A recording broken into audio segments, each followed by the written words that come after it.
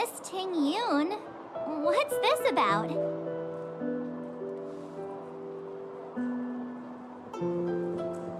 You've looked out for me during our travels together these past few days.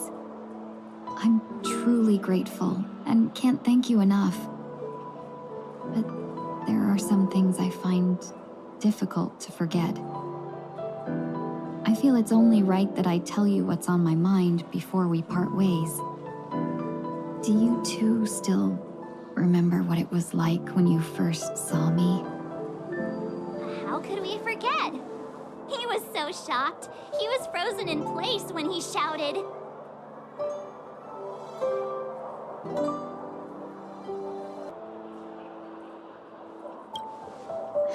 Exactly. And that's precisely why I haven't been able to shake off this strange feeling in the days since I started traveling with you. When I asked for your names, I couldn't help but think that this first encounter was actually a long-awaited reunion for you. I've heard about what happened to you on the Xianzhou. And I've got to admit that Phantilia's disguise was so perfect, it was like another me tricking everyone. Yeah, we couldn't even tell when you were replaced by Phantilia. I figured it happened when we were after Kafka. You vanished for a while. I thought you must have come back as a double. But it was much earlier than that. That thought has me filled with sorrow. As if a piece of my life had been stolen away, and I had no part in it. That's what I've been puzzled about too. I never actually saw how Phantilia managed to disguise herself as me. What was your impression of that Tingyun, if you recall?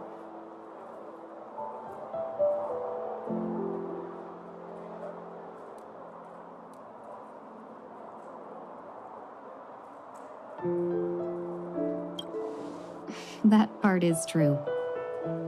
I'm always calculating when it comes to business, but never with people. So, what did she seem like to you?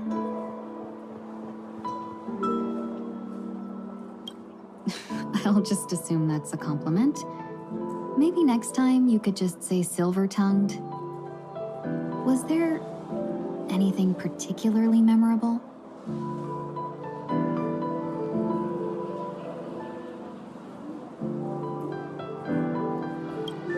That's true. I'd love to learn how you do it. Now the final question. In your eyes, am I just like the Tingyun you remember?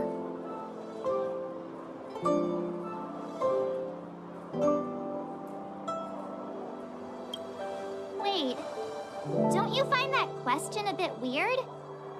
You're the real Tingyun. Why compare yourself to an imposter?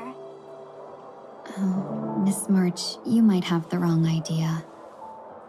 I'm just feeling a mix of regret and relief. Uh-huh? As a merchant, staying well-informed is crucial. It's only natural for me to stay updated on the events of the Luofu before I return. If I had rushed in and out back then, I wouldn't have been much help. Instead, I would have postponed the trip and sought assistance from allies, but in that case... We wouldn't have crossed paths. Exactly. Based on your description, that Lord Ravager was indeed cunning. Her demeanor mirrored mine so closely that it felt like she was living my life for a few days, rather than merely disguising herself. I regret missing out on your Xianzhou journey. But everything that unfolded afterward, aside from the scheming, played out exactly as if I'd been there. This leads me to consider another possibility. Phantilia had stolen a piece of my life, and a Foxian always gets even. I will not be taken advantage of. I must take something back from her as well. But after thinking it over, the only thing that could be considered equal value is the bond I have with all of you. That thought has brought me great comfort. And now I know how to speak to you properly. We've never even met before, and here you are, offering your help, just as before. I should have treated you with respect, but fear of Phantilia made me act like somebody else. And now, I will reclaim everything I have lost. And it should begin with a proper acknowledgement.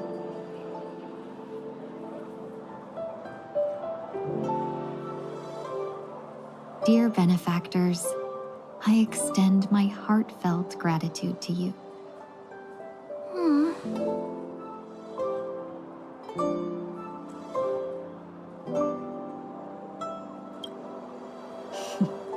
Looks like we're off to a good start. Moving forward, I'll definitely be trying more things like this from now on. And you, my dear benefactors, will be my source of courage. Miss Tingyun, that's way too over the top. Just don't make any risky decisions. It might overwhelm him. We'll see. I just hope the Tingyun in your memories won't be tainted by Phantilia anymore. All right, no more questions. I hope I didn't take up too much of your time. Let's continue on our way.